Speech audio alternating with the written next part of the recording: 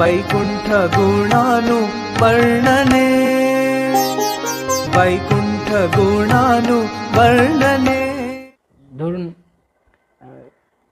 আপনি দেখছেন কাউকে যে সে ভগবানের সেবা করতে গিয়ে তার কাছে কোনো ঐকান্তিকতা নেই, এটা করার মতো করে করছে, কেমন লাগবে? আমরা যে স্তরেই থাকি না কেন, আমরা যখন আরেকজনকে দেখি যে সে ঐকান্তিকভাবে করছে না, তখন আমাদের কাছে দুঃখ লাগে তো না, ভক্তরা আর সিরিয়াসলি করছে না কেন? আমার মনে হয় লাগে, অন্তত জানি না কার কি মনে হচ্ছে না, আমার কাছে কাউকে দেখলে এরকম মনে হয়। তো যদি যদি আমার কাছে এরকম মনে হয়, তাহলে কৃষ্ণের কাছে কি মনে হবে?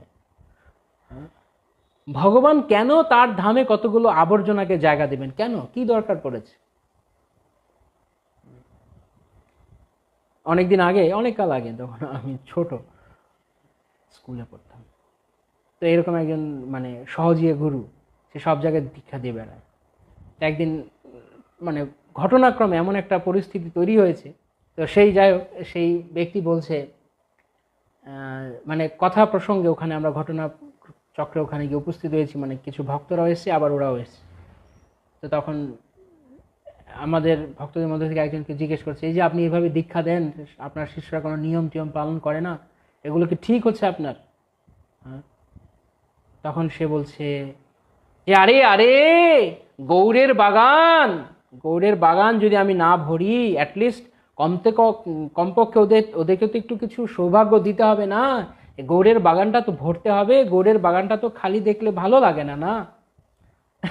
মানে গৌড়ের বাগান ভরা সে কন্ট্রাক্টরই নিয়েছে, সে কন্ট্রাক্ট নিয়েছে গৌড়ের বাগান ভরা, ঠিকাদারি নিয়েছে। তার কথাটা শুনে এরকম মনে হচ্ছে। তা আমি একটু ছোট, কিন্তু ছোট মুখে একটা বড় কথা তখন বলে ফেলেছিলাম। আমি তখন ওনাকে বললাম যে গৌড়ের বাগান ভরবেন ভালো কথা, তিনি একজন মানে জাতগুরু আর কি, কুলগুরু, বিভিন্ন জায়গায় দীক্ষা দেন। গৌড়ের বাগান ভরবেন ভালো কথা, কিন্তু এই আবর্জনা দিয়ে, এই আগাছা দিয়ে ভরতে বলেছে কি বাগান? বাগান ভরতে হলে ফুল গাছ দিয়ে ভরতে হবে, আদারওয়াইজ বাগান আগাছা পরিষ্কার করবে কি আবার আগাছা দিয়ে ভরলে? তো হঠাৎ মনে পড়লো, তো আমরা চাই না যে আমাদের সংস্থায় কোনো রকম আবর্জনা দিয়ে ভরুক। শিল প্রভুপাদ কোনো আবর্জনার ইস্কন বানাতে চাননি। প্রভুপাদ চেয়েছেন এখানে সকলেই কায় মনোবাক্যে কৃষ্ণ ভজন করুক। ডেফিনেটলি ইস্কন একটা হাসপাতালের মতো, যেখানে সব রোগীরা আসছে, আর রোগীদের তো রোগ থাকবেই, অর্থাৎ আমরা সবাই কলুষতা নিয়েই ইস্কনে এসেছি, আমরা কৃষ্ণ ভক্তি করতে এসেছি কলুষতা নিয়েই, সেটা কোনো অসুবিধা নেই, যে কারোর কৃষ্ণ ভক্তি করার অধিকার আছে। এই কথা মানে এই নয় যে আমি যারা ভক্ত সিরিয়াস,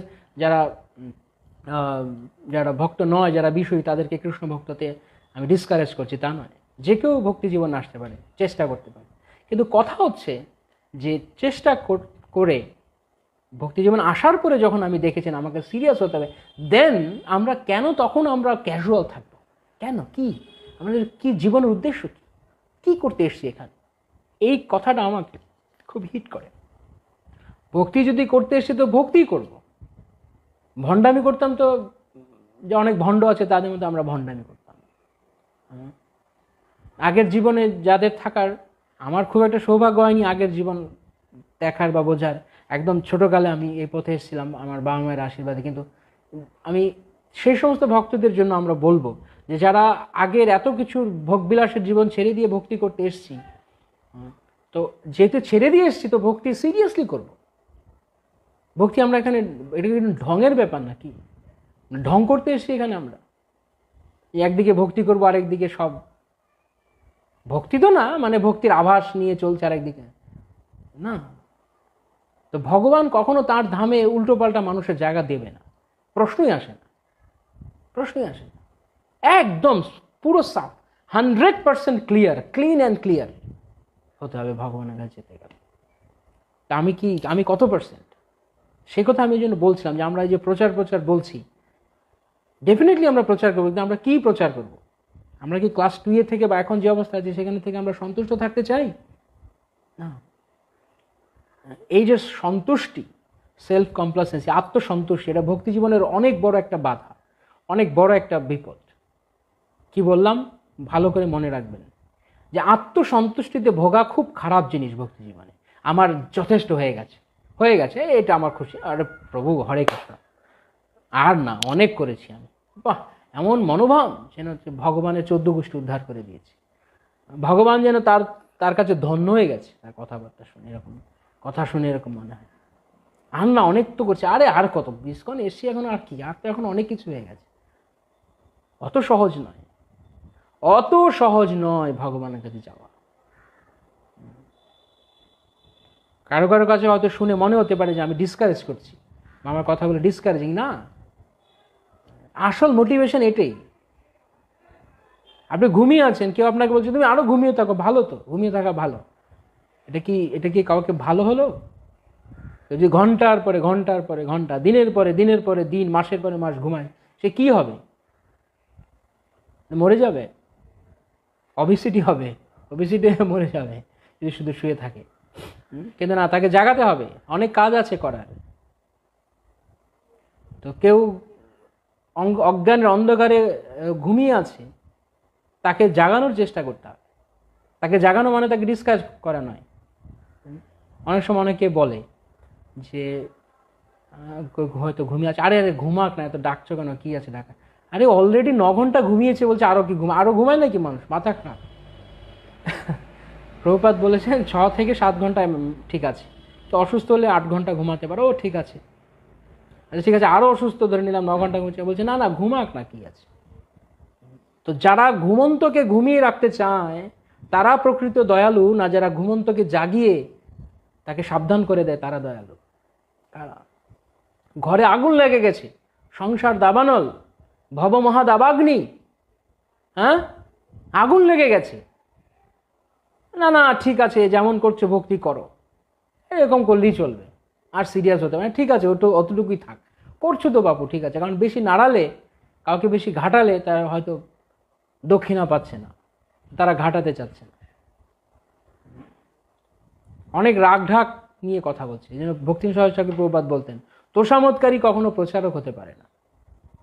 অন্যদের ব্যাকপ্যাটিং করবে তো প্রচার করবে কিভাবে? প্রচার মানে ঘরে আগুন লেগেছে, ওঠো ওঠো জাগো, ঘরে আগুন লেগে গেছে, আপনি তাকে কি বলেন, ঘুমিয়ে গেছো, একটু দেখো না, ওঠো না, দেখো আগুন লেগেছে, দেখো দেখো, নাকি এরকম করলে ডাকলে হবে? গায়ে জল ঢেলে দিতে হবে, হ্যাঁ, পারলে কিছু দিয়ে তোকে এমন গুঁতো মারতে হবে যেন একদম ব্যথাতে উঠে পড়ে, কারণ আগুন লেগে গেছে। তা আমাদের আগুন লেগে গেছে, আমাদের জীবন আগুন লেগে গেছে, ভব মহাদাবাগ্নি, মহাপ্রভু বলছেন, আমি বলছি না, মহাপ্রভু বলছেন, আগুন লেগে গেছে, দাবাগ্নি, দাবানল। যখন দাবানল যায় তখন কি করে মানুষ? ছোটাছুটি করে, কোন দিকে যাবে, দিক বিদিক হার হয়ে যায়। তা আমরা দাবানলে পড়ে গেছি।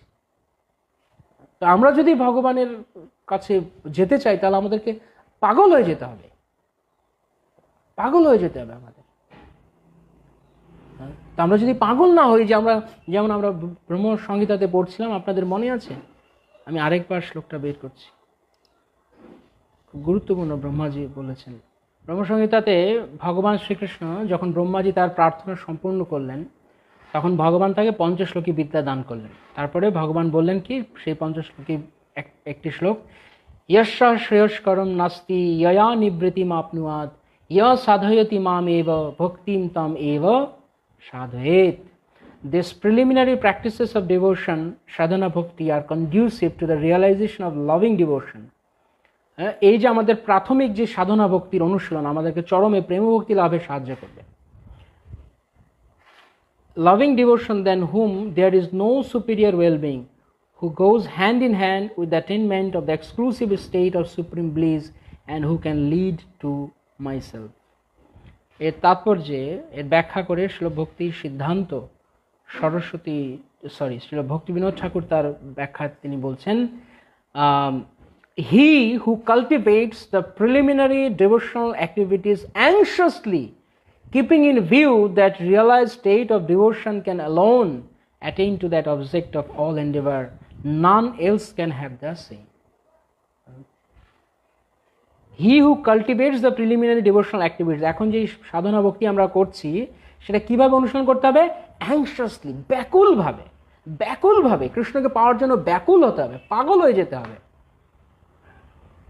শ্রীল প্রভুপাদ যেমন বলেছেন, I want all my followers should be mad after Krishna. কৃষ্ণের জন্য পাগল হয়ে যাবে আমার সব অনুসারীরা। That's called real ISKCON. প্রকৃত পক্ষে ইসকন মানে যারা সবাই যেখানে কৃষ্ণের জন্য পাগল হবে। আমরা শুধু সংস্থা এসছি বলেই শুধু ঝান্ডা নিয়ে ছুটলে হবে না যে আমি সংস্থার লোক, না, গোড়ার আমি বললে নাহি হয়, আচার থাকতে হবে, মহাপ্রভুর শিক্ষা থাকতে হবে। সেজন্য বলছে অ্যাংশাসলি, যে অত্যন্ত আগুন লেগে গেছে জীবনে, এভাবে সিরিয়াসলি যদি আমরা ভক্তিতে অগ্রসর না হই তাহলে কাজ হবে।